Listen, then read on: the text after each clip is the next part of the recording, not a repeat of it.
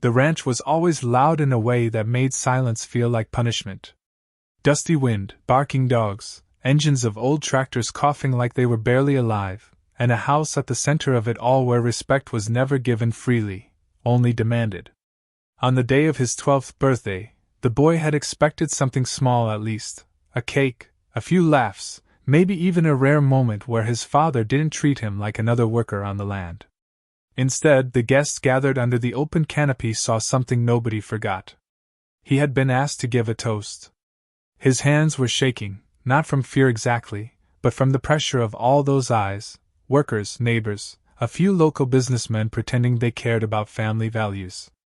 He tried to speak, stumbled over his words, and accidentally knocked over a drink in front of his father's guests. It wasn't even a serious mistake. Just clumsy, harmless, the kind of thing a child does when nervous. But his father did not believe in harmless. The slap came fast. Too fast for anyone to pretend it was. Discipline. The sound cracked through the air sharper than the wind, sharper than laughter that tried to form and died immediately. For a second, nobody moved. Even the music from the old speaker system seemed to hesitate, like it understood it had witnessed something it shouldn't have. Then came the forced reactions. Nervous chuckles. Eyes looking anywhere but at the center of the humiliation. Someone coughed and said something about tough upbringing, as if cruelty needed branding to become acceptable. The boy didn't cry. That would have been easier. Instead, he stood there with a burning face and a strange clarity forming behind his eyes. Not hatred exactly, something colder. Something organized. Like a future decision taking shape. A young woman working temporarily at the ranch, responsible for watching the children during events, quietly stepped forward as if she might intervene but stopped herself. She had already learned how unpaid promises worked in this household. She simply adjusted the boy's collar and whispered something about how adults often mistake noise for authority. Later, she would disappear from the ranch entirely, leaving behind only a note that no one bothered to read at the time. Somewhere at the edge of the gathering, a visiting foreign exchange student, oddly observant, almost too calm for human standards, tilted her head as if trying to decode the entire scene like a malfunctioning cultural ritual. She would later describe it as a bonding event expressed through impact force, which confused everyone who heard it. That night, while the guests eventually returned to laughter and false celebrations, the boy stood alone near the ranch fence. The animals were quieter there, almost respectful. He looked at the land his father believed would always belong to him, and made a decision without speaking it out loud. One day, this place would not recognize its owner. Years passed, and the ranch faded behind distance and silence the way old pain often does, never gone, just buried under newer priorities. The boy left with nothing but a stubborn memory and a name that people in town slowly stopped mentioning unless they wanted to gossip. What nobody expected was how quietly he rebuilt himself. When he returned, it was not as a broken son looking for validation.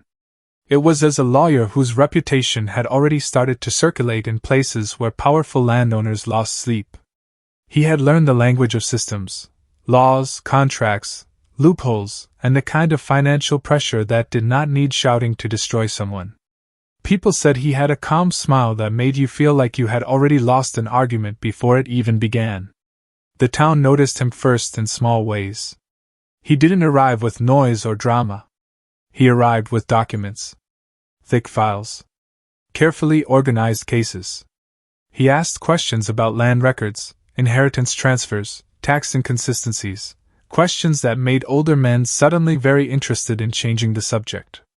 The same people who once watched him get slapped now avoided eye contact entirely, as if memory itself had become legally dangerous. Then came the lawsuit. It wasn't just emotional revenge dressed as law. It was precise. His father was accused of multiple violations: fraudulent land expansion, mistreatment of workers, and manipulation of ownership documentation that had quietly stacked over decades like unstable bricks waiting for pressure. Every claim was backed with calm, unshakable detail. No rage. No theatrics. Just structure. But there was something unusual about his presence now. A foreign legal consultant accompanied him everywhere, a strange woman who claimed to be part of an interstellar observational exchange program. She spoke about human justice like it was a primitive but fascinating ritual. She would watch court procedures and quietly take notes, occasionally whispering things like, "Emotional aggression levels unusually high in legal environments." People thought she was joking. She wasn't. The son never corrected her assumptions. In fact, he seemed mildly amused by them, especially when she tried to interpret courtroom tension as a form of human bonding behavior. According to her, shouting lawyers were attempting territorial courtship displays, which made even serious judges blink in confusion. Still, beneath the humor, there was something sharper forming. The son wasn't here just to win a case. He was here to rewrite ownership itself.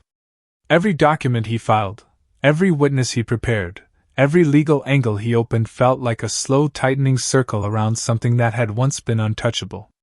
When the hearing date was finally set, the town didn't buzz with curiosity. It buzzed with dread disguised as curiosity.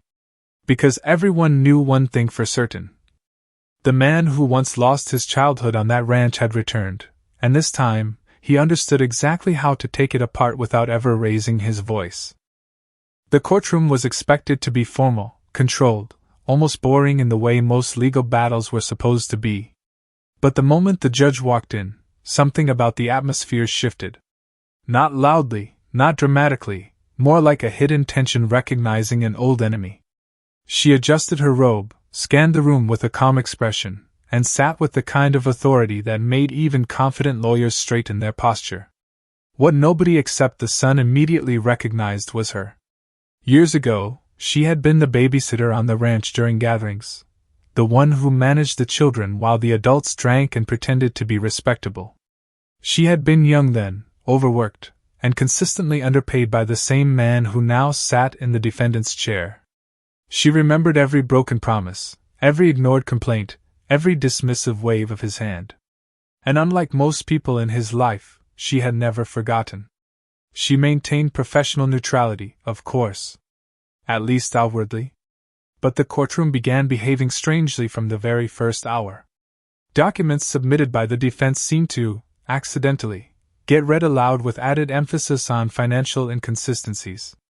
Witness testimonies that were meant to support the father often ended up highlighting contradictions instead.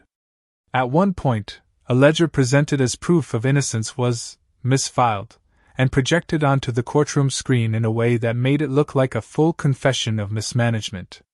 The son remained calm through all of it, watching quietly as if observing a system he already understood. He didn't interrupt. He didn't smile too openly. But there was a faint expression on his face, like someone watching a long calculated plan unfolding exactly as expected. The father, however, was unraveling. He kept raising objections that only made him sound more guilty. Every attempt to regain control of the narrative resulted in more confusion. His voice grew louder, more desperate, until it started working against him. Even his allies began to hesitate before speaking, as if afraid of becoming collateral damage in something they no longer controlled. And then there was the alien consultant. She sat beside the son, quietly recording everything with fascination. At one point, she leaned slightly forward and whispered that the judge appeared to be engaging in structured bias behavior disguised as institutional procedure. She also noted that humans seemed to experience justice as a combination of punishment and emotional satisfaction, which she labeled highly inefficient but culturally significant. The judge heard none of this directly, but her rulings became increasingly precise and increasingly destructive to the defense. Every legal turn seemed to close another exit for the father. Every clarification felt like tightening chains made of paperwork. By midday, the courtroom no longer felt like a place of law. It felt like a controlled collapse. And at the center of it all sat a man who had once controlled an entire ranch, slowly realizing that nothing in his world was actually stable, not even the ground he was standing on. By the time the final arguments were called, the atmosphere in the courtroom no longer felt like a legal proceeding. It felt like the final stage of something that had already been decided long before anyone arrived. Papers were stacked neatly, Witnesses had exhausted their contradictions, and even the father had stopped trying to sound confident. What remained was denial trying to survive in a system that no longer supported it. The son stood when it was his turn. He didn't raise his voice. He didn't perform emotion. He simply laid out the final sequence of facts with calm precision: ownership records, financial trails, labor violations, and hidden transfers that painted a complete picture without needing exaggeration. Each sentence was structured like a closing door. Not dramatic. Just final. The judge listened carefully, expression unchanged, but her pen moved less often now. There was no need for correction anymore. Everything had already aligned itself into place. Even the father seemed to realize that arguing further would only deepen the hole beneath him. When the ruling was finally delivered, it was not loud or theatrical. It was worse than that for him. It was clean. The ranch was seized in its entirety due to verified fraudulent acquisition practices, unresolved labor compensation claims, and systemic financial misconduct spanning years. Portions of the land would be redistributed under legal restructuring, part converted into cooperative management, part placed under judicial oversight for restitution, and part allocated for ongoing administrative review. The words, "entire ownership revoked," landed heavier than any shout ever could. For a moment, the father tried to respond. Something about betrayal, about unfairness, about how the world had changed against him. But even his anger sounded outdated now, like a language nobody in the room wanted to translate anymore. His authority didn't collapse in a fight, it dissolved in paperwork. The son didn't celebrate. There was no victory speech, no visible satisfaction. Just a long breath, as if setting down something he had carried for years and no longer needed to hold. The alien consultant tilted her head, watching the proceedings conclude. After a pause, she quietly remarked that human justice appeared to function through delayed emotional accounting, where outcomes were less about punishment and more about restoring balance through structured consequence. Then she added, almost thoughtfully, that this system was inefficient, but strangely elegant in its unpredictability. The judge finally looked at the son directly as the session closed. Her tone remained formal, but there was a faint edge of familiarity in it now, as if professionalism had finally allowed itself a small crack. "Next time," she said, "don't wait this long to correct an injustice in your life." Outside the courtroom, the ranch no longer belonged to a single name. It belonged to a system, to records, to people who had once been ignored. And the man who had once raised his hand in anger over a child's mistake was left standing in a world where his authority had no audience left to obey it. The son stepped out into the light without looking back. Not because the past was forgotten, but because it no longer had anywhere left to stand.